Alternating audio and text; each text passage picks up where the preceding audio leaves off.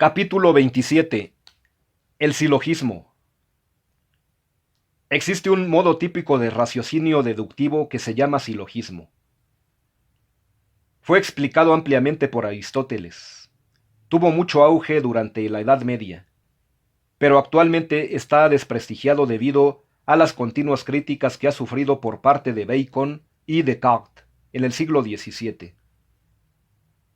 Todavía en el siglo pasado, Stuart Mill formuló serias críticas en contra del silogismo, de tal manera que en estos días parece fuera de moda razonar o presentar resultados científicos por el método silogístico. Posteriormente me haré cargo de estas acusaciones contra el silogismo, haciendo notar que solo pueden formularse cuando no se conoce a fondo su esencia. Por ahora, quisiera mostrar en qué consiste, cómo funciona y cómo de hecho lo utilizamos en la vida cotidiana, aun cuando no en su formulación estricta. 1. Definición. Si deduzco que hoy va a llover porque veo el cielo encapotado, en el fondo estoy razonando silogísticamente. Pero sin expresar los pasos del silogismo en todo su rigor, en este caso se trataría del siguiente razonamiento. El cielo está encapotado, indica probable lluvia. Hoy está el cielo encapotado. Luego, hoy es probable que llueva. Un segundo caso. Si un abogado afirma que Juan merece 10 años de cárcel, fundamenta lo dicho en un silogismo del siguiente tenor. El delito X merece 10 años de cárcel. Juan cometió el delito X. Luego, Juan merece 10 años de cárcel. Con estos dos ejemplos concretos ya podemos entender la definición del silogismo. Es un raciocinio en donde las premisas enlazan dos términos con un tercero, y la conclusión expresa la relación de esos dos términos entre sí. En el primer ejemplo se incluye que hay una relación entre hoy y lluvia probable, debido a que los dos se han relacionado en las premisas con cielo encapotado. Este término que se repite en las dos premisas y que sirve de enlace para conectar los otros dos términos en la conclusión se llama término medio. Él es la clave del raciocinio. Es el nexo necesario que se pide en todo raciocinio para que la conclusión sea válida. En el segundo ejemplo se relaciona Juan con merece 10 años de condena, porque previamente esos dos términos, cada uno por separado, se han relacionado con cometió el delito X. Este último es el término medio en el presente caso. Lo que sucede en nuestros razonamientos cotidianos es que no enunciamos de un modo expreso las dos premisas que nos permiten obtener la conclusión. Nos parece obvia alguna de ellas y deducimos de inmediato la conclusión. También resulta demasiado técnico hacer notar cuál es el término medio. Así es que ordinariamente decimos, está nublado, luego es probable que llueva. O bien, fulano cometió X delito, luego merece tal castigo. Como veremos, el raciocinio así enunciado por una premisa implícita se llama entimema, en nuestro modo ordinario de razonar. Pero su funcionamiento se basa en un modo explícito en las bases del silogismo simple y categórico que estamos explicando. Solo en los casos más oscuros, o para hacer patente el rigor del silogismo, es indispensable enunciar las dos premisas. Tal es lo que hace en la exigencia rigurosa del conocimiento científico y filosófico. 2. La materia del silogismo. Es necesario conocer el nombre con que se designa cada parte del silogismo. El conjunto de elementos que lo integran se llama materia del silogismo. y se distingue de la materia próxima y la materia remota. La materia próxima designa a las tres proposiciones que lo componen. La materia remota designa a los tres términos de que consta. La materia próxima se refiere, pues, a las tres proposiciones, de las cuales la primera se llama premisa mayor, la segunda premisa menor, y la tercera es la conclusión. La premisa mayor suele contener una ley general. La premisa menor suele designar un caso particular relacionado con la mayor. La conclusión expresa la nueva relación de términos que resulta de las dos premisas. La materia remota está en los tres términos, que se llaman mayor, menor y medio. El más importante, como ya lo hemos visto, es el término medio, y sirve para establecer el contacto o relación entre los otros dos. Este término medio se reconoce fácilmente porque se repite en las dos premisas, y en cambio no debe pasar a la conclusión. En la premisa mayor hay dos términos, el término medio y el término mayor. Igualmente, la premisa menor tiene dos términos, el medio y el menor. En la conclusión aparece el término menor enlazado con el término mayor, gracias al previo enlace que han tenido con el término medio. En el siguiente ejemplo, todo ladrón debe ser castigado. Esta es la premisa mayor. Este hombre es un ladrón. Esta es la premisa menor. Luego, este hombre debe ser castigado. Esta es la conclusión. El término medio es ladrón. El término mayor es debe ser castigado. Y el término menor es este hombre. La razón del nombre término mayor, menor y medio está en su correspondiente extensión. En el ejemplo citado debe ser castigado, tiene mayor extensión que los otros dos, y contiene la extensión de ladrón, que es el término medio. Esto es lo que se expresa en la premisa mayor. La clase de los dos ladrones está contenida en la clase de los que deben ser castigados. En la menor se incluye este hombre, que es término menor. En la clase de los ladrones, que es el término medio. En la conclusión se expresa que el término menor está incluido en la mayor. A partir de aquí se entiende cómo funciona todo silogismo, como se verá a continuación. 3. Mecanismo del silogismo. El funcionamiento del silogismo en su modo más simple, como veremos, toma el nombre de DARI, o bien llamado DARI. Puede expresarse por medio de tres círculos concéntricos.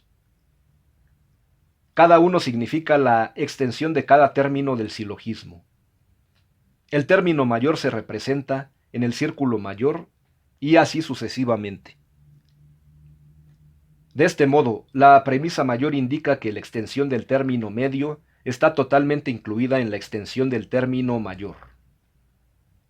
Por ejemplo, los españoles son europeos. A su vez, la premisa menor indica que el término menor queda incluido totalmente en el término medio.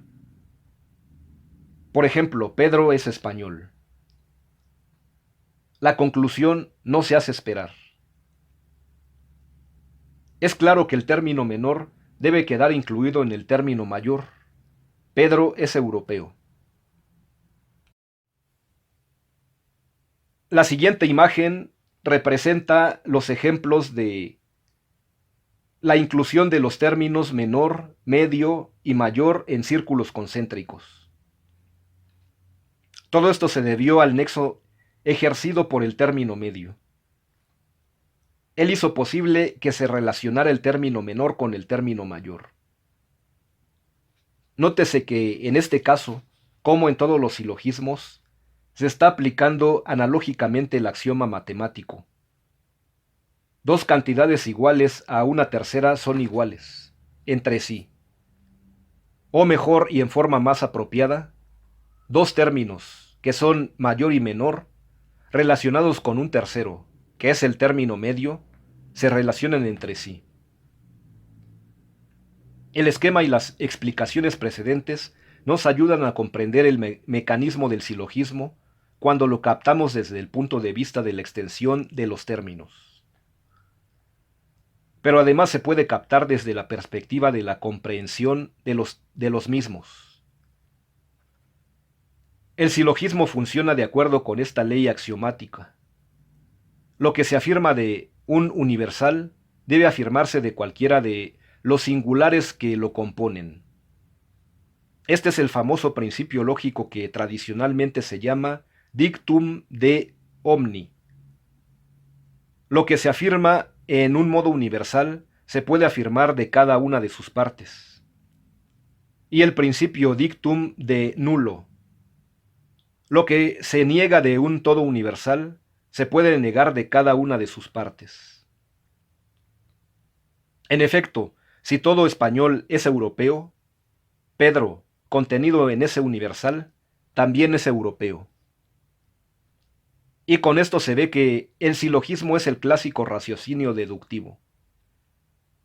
La premisa mayor suele ser un principio universal. La premisa menor expresa un caso concreto enlazado con este principio universal a través del término medio, que es sujeto en la mayor y predicado en la menor. La conclusión expresa la aplicación del principio universal en el caso concreto. Por esta misma razón, toda aplicación numérica en una fórmula matemática o física representa una deducción similar. La fórmula es equivalente a la premisa mayor. Los datos numéricos equivalen a la premisa menor. Y la respuesta es la conclusión.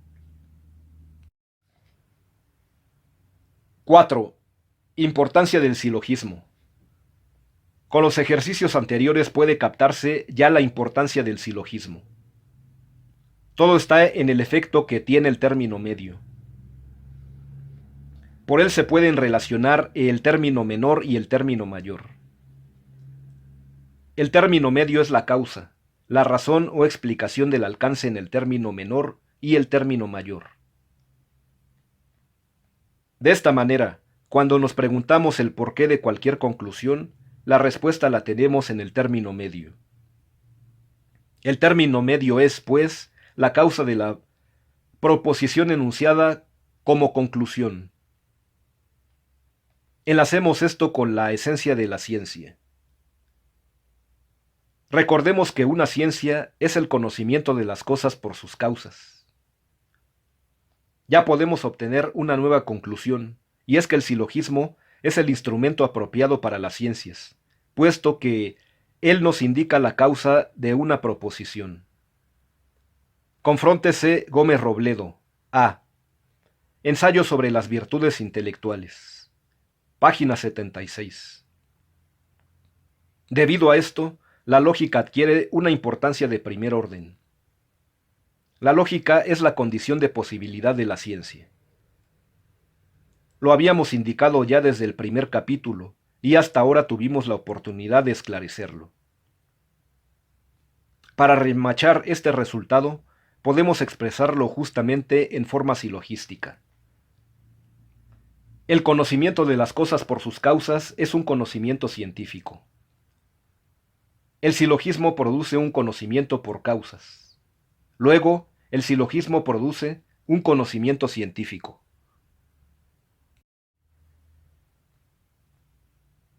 Para completar el asunto habría que agregar lo siguiente. La conclusión del silogismo puede expresarse por medio de una proposición reduplicativa. La reduplicación es justamente el término medio del silogismo. Con él indicamos el aspecto del sujeto por el cual lo enlazamos con el predicado. En el ejemplo anterior, la conclusión puede enunciarse así. El silogismo, en cuanto que nos da un conocimiento por causas, es un conocimiento científico. De esta manera hemos relacionado varios conceptos estudiados a lo largo de este curso, a saber, ciencia, proposición reduplicativa y silogismo. Por último, a partir de lo anterior podemos asentar un buen método para encontrar ejemplos de silogismos inventados por uno mismo. Dese una proposición cualquiera, que va a funcionar como conclusión del silogismo a inventar. Pregúntese la razón o causa de tal afirmación. En esa respuesta debe estar contenido el término medio. Trátese de formular la ley general o premisa mayor que tenga ese término medio como sujeto. La premisa menor tendrá como sujeto al mismo sujeto de la conclusión. Con un poco de práctica se pueden inventar silogismos, o mejor dicho, se pueden fundamentar en principios más generales cualquier afirmación que se haga. Pongamos por caso, Pedro reprueba lógica. ¿Por qué? La causa está en que no estudia lógica. De aquí surge la premisa mayor. El alumno que no estudie lógica reprueba la materia. Pedro no estudia, luego reprueba la materia. Otro ejemplo, Juan tiene éxito en su trabajo. Razón, el entusiasmo puesto en él. Premisa mayor. El entusiasmo puesto en el trabajo produce éxito en él. Juan pone entusiasmo. Luego, Juan tiene éxito en el trabajo. El silogismo aparece entonces con dos funciones básicas. A. Sirve para expresar de un modo riguroso nuestras deducciones cotidianas en donde solemos dar por sobreentendida alguna de las dos premisas, casi siempre la mayor, que resulta obvia. B. Sirve para fundamentar rigurosamente alguna tesis controvertida, recurriendo a una razón o causa de dicha tesis. La razón buscada en un término medio que nos hace ver con más claridad el enlace entre el sujeto y el predicado de la tesis defendida.